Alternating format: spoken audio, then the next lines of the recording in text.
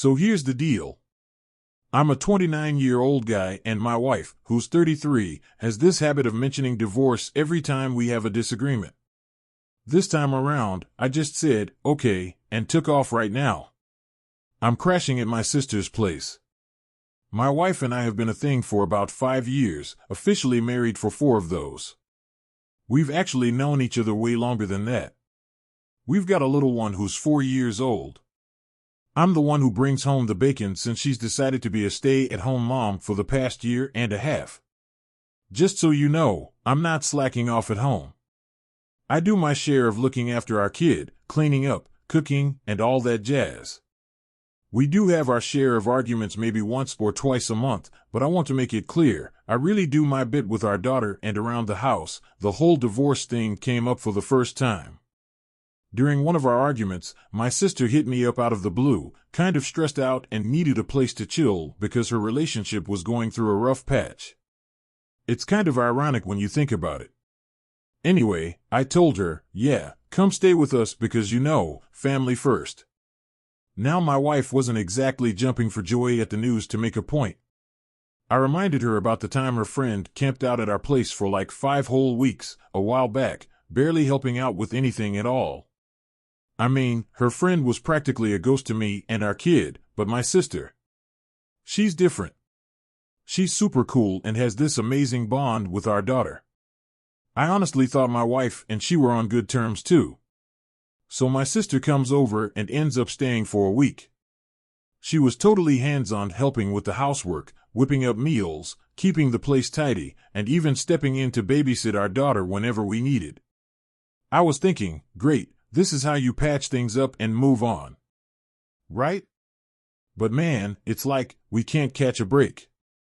We get into these arguments over the silliest stuff. And let me tell you, I'm hardly ever the one who kicks things off. I've even thrown out the idea of us trying therapy or counseling a couple of times, thinking it might help us get past whatever's bugging us. But every time my wife just shuts it down, insisting we're fine and don't need help. Then last night it just blew up. She starts going off about how I'm always buried in work, leaving her feeling all alone and neglected. And how she thinks I'm slacking off as a dad. And then, just like that, she ends her whole rant with a bombshell. She wants a divorce. Like, where did that even come from? I finally had enough and told my wife straight up that the only reason I'm always working overtime is because she has this habit of spending money like there's no tomorrow. In the heat of the moment, I accidentally said it was my money. When really, we've always talked about it as our money. We had this plan to divide our cash into different pots. One for bills, one for saving up for our daughter's future, and one for just fun stuff. But it feels like a lot of it goes to things we don't even need or use. She's been pretty adamant about not getting a job or going back to school to maybe make things a bit easier on us financially. I've been the one making sure our family has what it needs. And I never miss any of the big moments in our daughter's life. Whether it's school functions, doctor's appointments, or anything else she needs. I even suggested therapy or counseling to help us out. But she wasn't interested. I'm at my breaking point.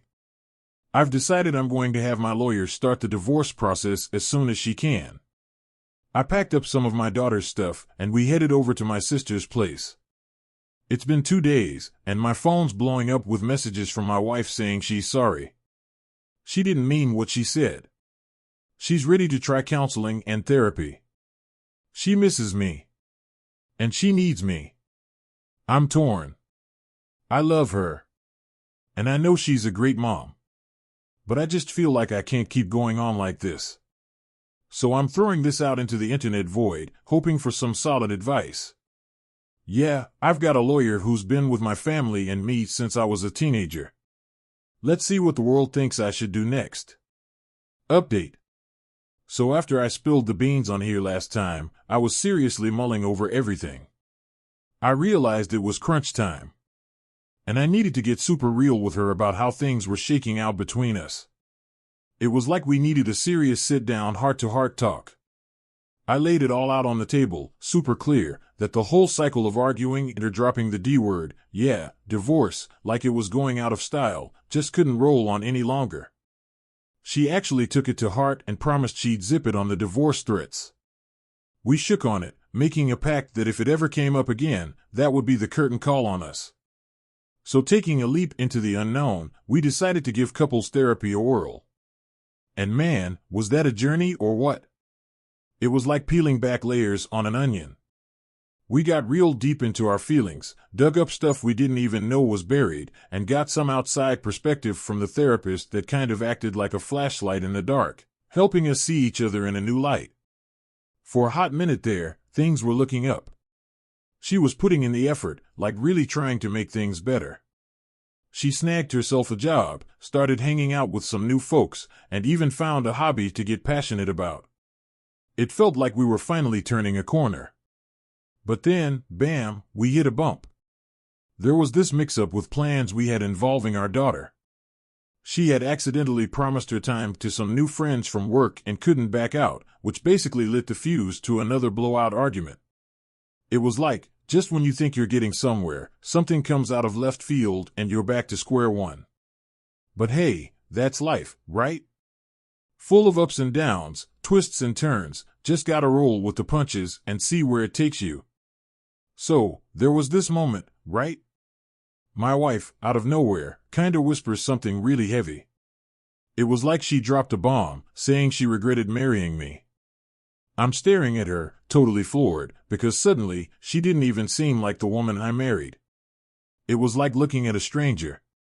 She just had this whole different vibe that threw me off, so I'm like, what did you just say? And she doesn't hold back this time. She tells me straight up that she's been thinking she should have divorced me ages ago. Man, that hit me hard. I couldn't just stand there after that. I grabbed our daughter, and it was just me and her, doing our thing, trying to make the best out of a weird day. That whole mess made me realize that we couldn't keep going like this. So, I decided it was time to make it official, but in a sort of soft way, you know? I started the paperwork for us to legally separate. It's like we set up these rules to kind of protect the whole situation. We're still married on paper, so it's like, hey, no dating other people, all right? And we split our finances, but we agreed to keep paying the bills, just like we've been doing. I'm still gonna cover insurance, because that's important, right? But here's the kicker. We agreed to keep going to therapy. Both of us. On our own, and together. Gotta try to sort through this tangled mess somehow. Meanwhile, I'm crashing at my sister's place, but we figured out a plan for our daughter. I'm taking care of her most of the time, like 70% of it, which is cool by me. So there was this one day I really needed my wife to step up and look after our daughter. I wasn't throwing it at her last minute or anything. I gave her a whole week's notice, and she was like, yeah, sure, I got this. So that's the deal. So picture this. It's a typical morning. The clock's ticking around 7:30, and here I am, doing the dad thing. Driving my little girl over to the house that used to feel like home. But as we roll up, there's this random car I've never seen chilling in the driveway. First thought that hits me. Maybe she's got a buddy or someone's girlfriend hanging out.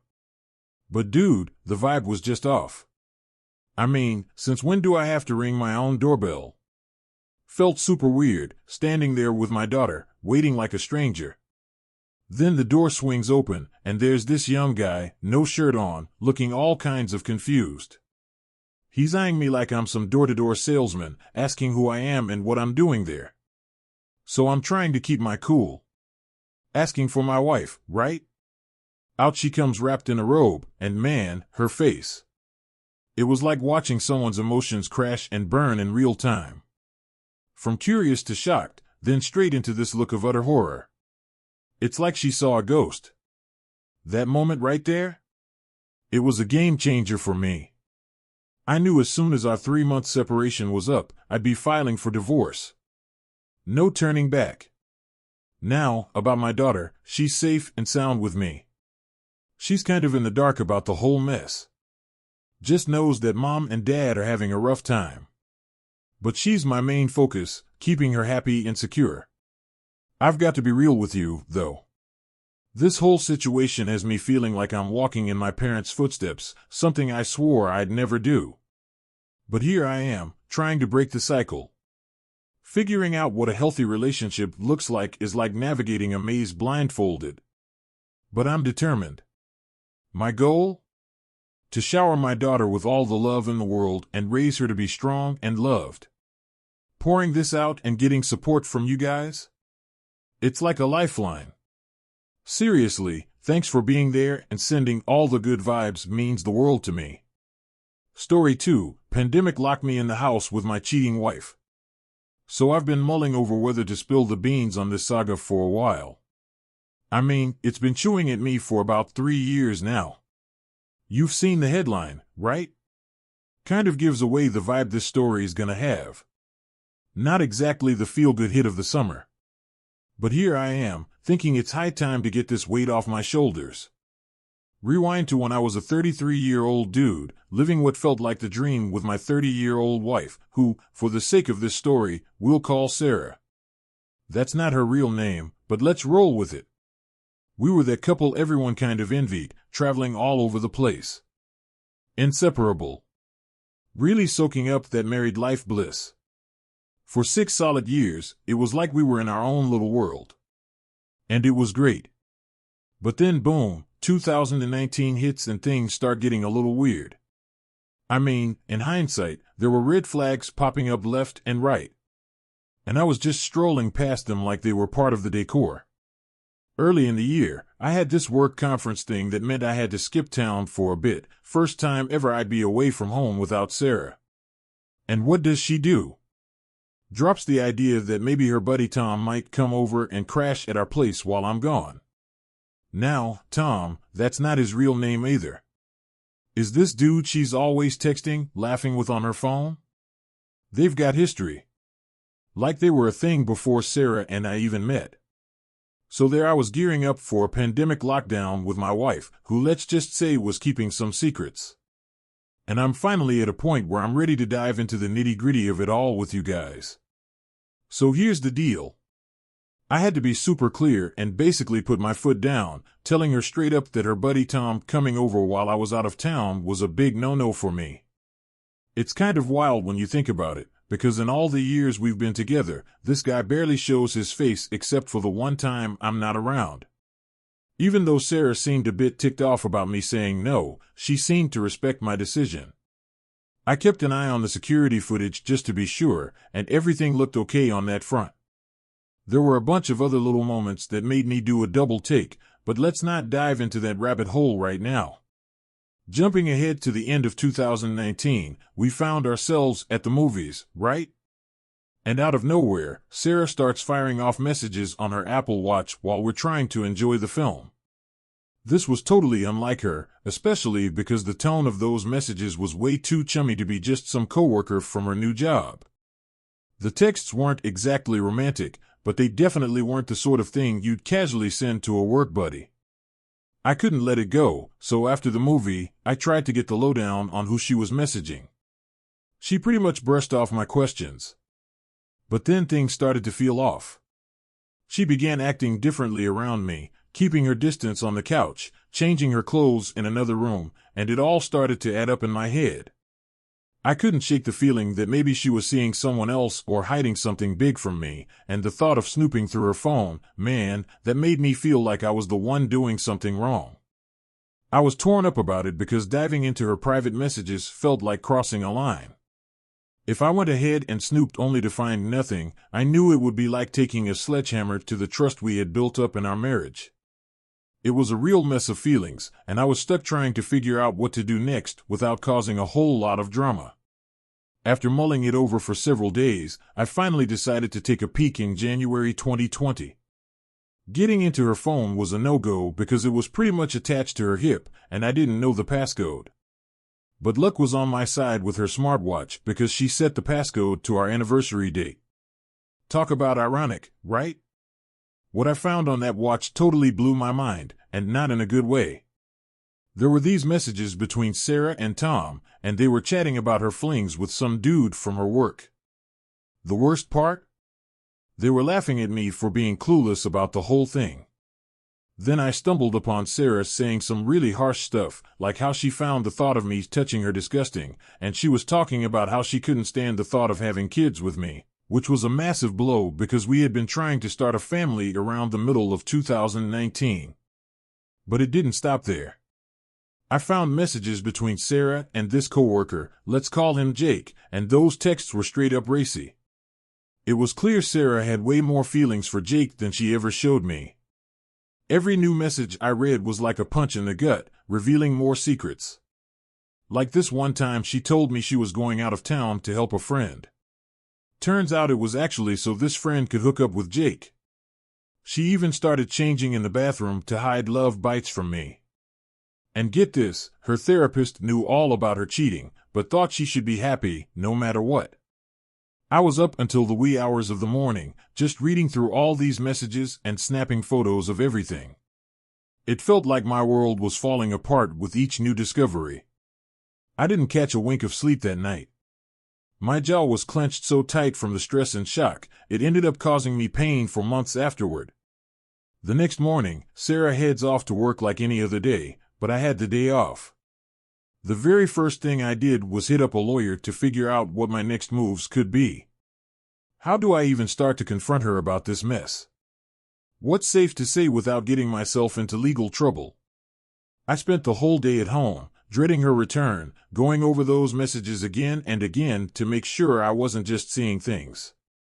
It was hands down one of the worst days ever. When she finally gets home, I decide it's time to lay it all out. I didn't let on that I snooped through her messages. Instead, I tried to play it like I had just noticed things on my own. I even made up a story about seeing a hickey on her, which wasn't true, but she had mentioned it in the texts. Sarah tried to cover her tracks at first, spinning a tale that it was someone else who left the Tom. But then I hit her with specifics from a message I had read on her watch. Honestly, I half expected her to just crumble and come clean about everything. But nope, she went off. Sarah completely lost it on me for invading her privacy. The way she flipped out, trying to make me out to be the villain for uncovering her betrayal, was just mind-boggling. Without another word, she stormed out and vanished for 3 whole days. Not a single text or call to let me know where she was or what was happening. Even after I begged her to at least let me know where she was staying to ease my worries about her safety, she kept me in the dark. To this day, I've only got bits and pieces of where she went or what she was up to during that time. When she finally decided to come back, she was all about wanting to fix things and suggesting we spend some quality time together to work things out. But it wasn't long before I caught her sneaking off to see him again. She made a rookie mistake by leaving her watch behind, which meant I could see her messages as they happened. In February 2020, I had enough and told her I'd been talking to a lawyer about our situation. She was adamant about not agreeing to anything until we tried couples counseling. I wasn't expecting much, but I went along with it. Sure enough, things derailed fast when I brought up her affair during our session. She tried to argue that calling it an affair was too harsh. Plus, she denied having cheated on me with another guy before Jake, which was a lie I uncovered later by, you guessed it, reading her watch again. Turns out she had a whole escape plan cooked up. She was going to find herself an apartment and then hit me with divorce papers out of the blue. And get this, she even had the nerve to blame the entire affair on me, pointing to a couple of minor spats we had as evidence that I was the one pushing her away. She told our therapist these tiny disagreements were proof of how cold and uncaring I supposedly was. So let me break it down for you. Imagine you get a gift for Christmas and you don't throw a fit because it's not what you wanted. Or when your parents tease you a bit, you don't snap at them. That's kind of how I was trying to be. But with my wife, it just wasn't working out. I realized she was never going to be honest with me. So I decided we had to get a divorce. We agreed that she would move out and her folks even helped her look for a new place. But man, I needed her to move out like yesterday. Then out of nowhere in March, 2020, this whole COVID thing hits and everything just stops, including the work on the apartment she was supposed to move into. It was almost ready, but they were still fixing it up. So now she had no place to go. And I was stuck with her in our house from March all the way to June 2020. She knew enough about the law to realize that if she left, it could mess up her case in the divorce. And she might still have to pay for stuff. Those 3 months were like living in a nightmare. Trying to do my job and share a space with someone who had hurt me so badly was tough. We tried to keep things calm and not end up yelling at each other every time we bumped into one another. But just think about it. For over 90 days, I had to live with the person who basically ruined our marriage and broke my heart. My days were pretty much me locking myself away for 8 hours to work, then finding any excuse to stay outside doing yard work or exercising, just so I wouldn't have to talk to her. She eventually packed up most of her stuff and moved out by the end of June. Once things started to ease up a bit with the pandemic by July, she had taken all her belongings from the house. It was clear she wanted to keep the house out of the divorce drama, probably to save face and avoid the embarrassment of her actions being out in the open. Her family to this day has no clue about the real reason behind our divorce. She didn't even tell them we were getting a divorce until after everything was finalized. She basically had me play along, pretending we were still a couple until the divorce papers were all signed and done. I eventually reached my limit and told her she needed to break the news to her parents herself, or I would. Interestingly, her parents never questioned me about why we split up. Although a couple of them did reach out to wish me well. I never felt the need to spill the beans to them about what happened. Despite how much Sarah's lies and manipulation hurt me, I didn't see any point in dragging her parents through the mud. They hadn't done anything to me after all. As for Sarah and Jake, their fling fizzled out not too long after she moved out. Jake, the other guy in the story, basically told Sarah she should leave me and be with him. But when Sarah actually considered fixing things between us, Jake decided to bail on her. In the end, she was left all by herself. Nowadays, Sarah and I hardly talk, only when we absolutely must, which hardly ever happens. Sometimes I catch myself wondering if I should have gone public about her cheating, but the people who really matter in my life know what really happened. And I never confronted Jake, Tom, or any of her friends who knew about the cheating, but didn't give me a heads up. On a brighter note, I met someone truly amazing and we've got something really special going on. I haven't mentioned this to Sarah because honestly, it's not her business. I also thought about whether I should tell her family about her cheating. Sometimes I think about letting Sarah know just how great I'm doing now, but I feel like that's just me wanting to rub it in, which isn't cool. Thanks a ton for sticking around for my story, and I'm all ears if you've got any thoughts or advice to share.